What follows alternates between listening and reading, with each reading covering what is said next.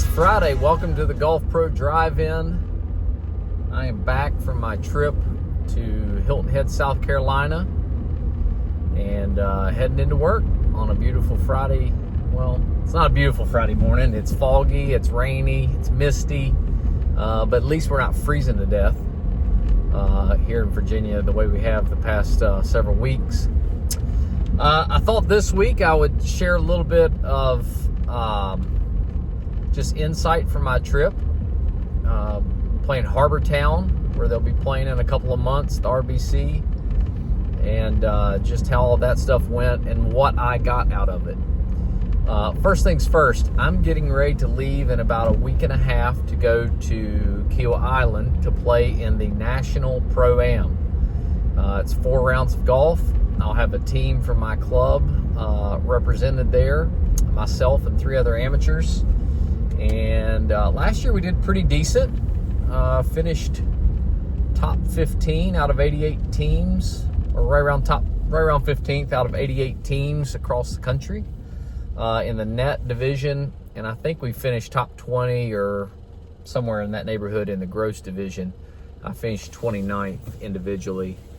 I didn't play that great, but nevertheless, why I'm telling you that is because this trip I just went on to Hilton Head is a little bit of prep work for me just to get prepared for that. I have not played a lot of golf so far this year because the weather's just been terrible, which means I've had very little reps in terms of playing rounds of golf and hitting shots and practice and all that. Luckily for us, when we were down there, the weather was pretty good. It was a little chilly the first day, but then it was just beautiful on Tuesday, which I played 36 holes, and I played 18 holes to finish up on Wednesday. So, and we played Monday as well. So 72 total holes of golf, and it was an absolute blast. Before I tell you about some of the stats and some of the things I was looking at, I just want to tell you a little bit about Harbour Town. It's a phenomenal golf course, not overly long. They had some tees closed off trying to get ready for the tour event. Even though it's a couple months out, that's what kind of prep work they put into it. They already have the seating and stuff's going up as well.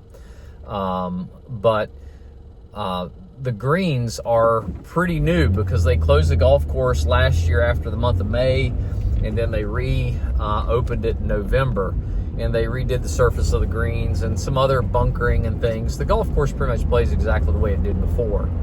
But one of the things that I really enjoyed about it is the greens were super firm because they're new. And excuse me, I got the windshield wipers on, so it might be a little bit of noise. But they had the greens were super firm because they're new, and they played similar to the kind of firmness that you would see in a PGA Tour event. And what do I mean by that? Here's what I mean. When you play tour quality greens, tour quality firmness, these greens were probably rolling about a 10 to a 10.5. They weren't overly quick. Not like the tour is going to experience whenever they play there in April. They're probably going to be rolling closer to a 13, 12.5, 13. But the firmness, we would hit a wedge shot into these greens, coming down at the right angles and everything else, and you were still getting about 30 to 35 feet of release. Now, the ball might not necessarily like hit and roll out 30 feet. What it was doing is it was hitting. You'd get one really good size hop before you'd get the spin.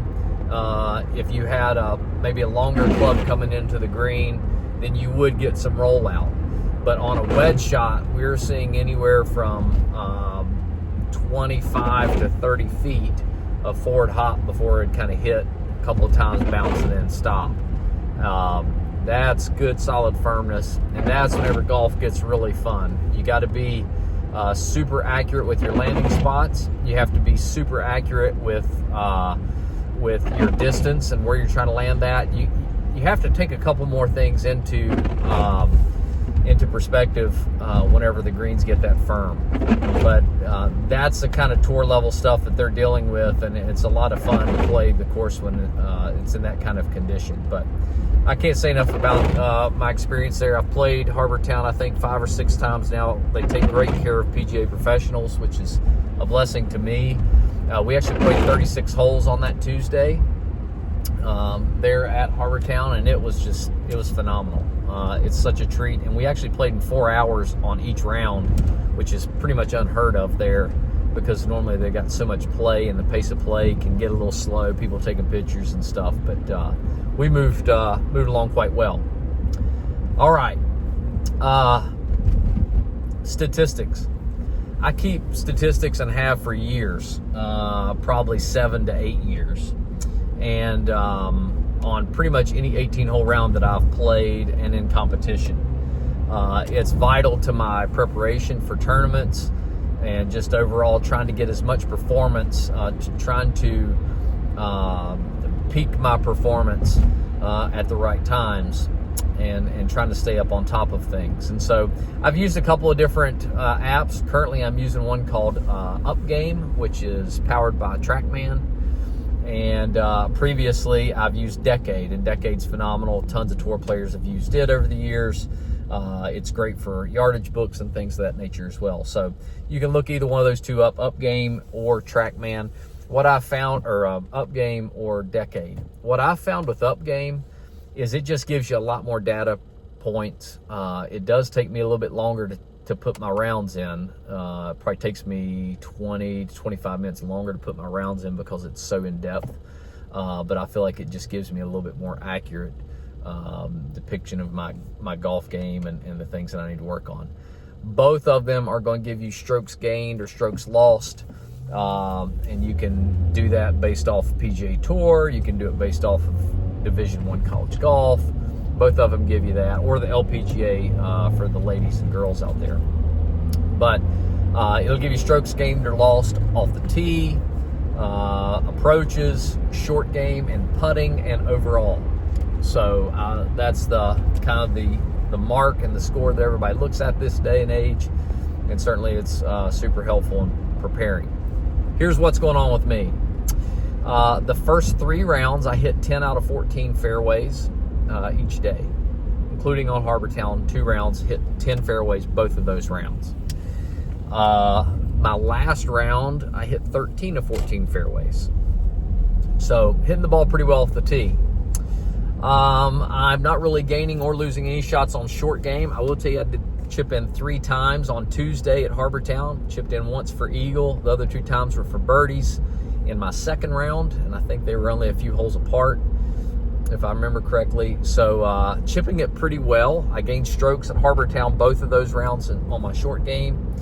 Bunker play's a little scratchy, but I don't have to hit a lot of bunker shots normally, so I'm not overly concerned with that.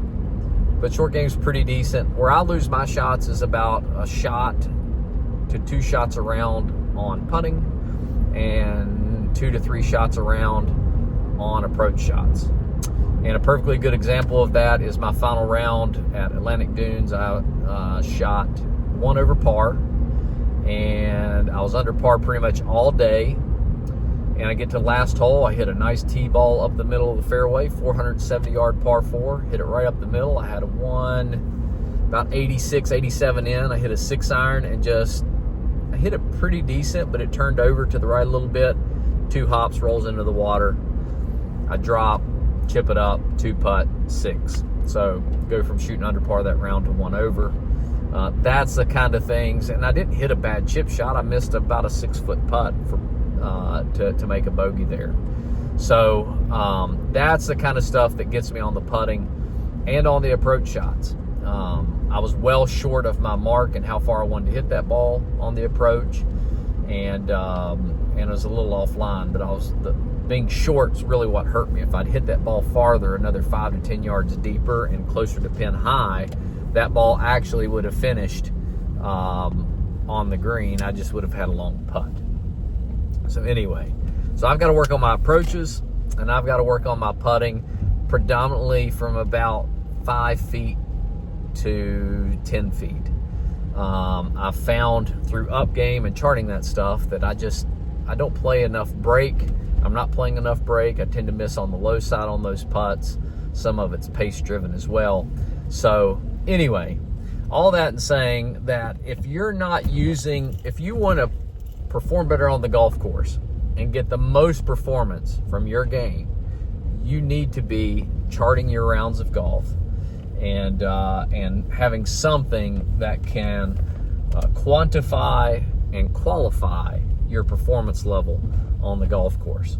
That's how I practice. So all the data that I've compiled over the years or recently is going to help me perform better on golf course, because I'm going to go and start practicing those things and working hard on them so that I can perform better in competition whenever I'm in those areas. So approach shots for me, I got to spend a lot of time making sure I'm hitting the ball solidly first, and most importantly, I'm normally not too far off left and right. It's more about getting the ball pin high. And for me, if I don't do that, it's because I'm just not hitting it very solid. That comes from hitting enough balls and playing enough rounds of golf, which I really haven't done this so far this year. And then the second thing is practicing putts from 5 to 15 feet. I've got some great drills for that, especially 5 to 10 feet. But I really need to make sure that my reads are good, and I'm spending time focusing on my reads from that distance as well as my speed. So that's what I'm going to go to work on this week to help me perform better, hopefully a week and a half out whenever we go down to the National Pro-Am. But hope you guys are doing that as well. Make sure you're practicing, charting some stats whenever you play, so that it gives you an idea of what you're doing on the golf course and areas that you can improve. Hope this helps you for the week. I did post a few other videos for the Golf Pro Drive-In whenever I was heading down to Hilton Head. They're 4 to 5 minutes long. Take a dive in there and on the YouTube channel and check those things out. But hope everybody has a great week. Try to get out to the golf course if you can, and we look forward to seeing you again next week.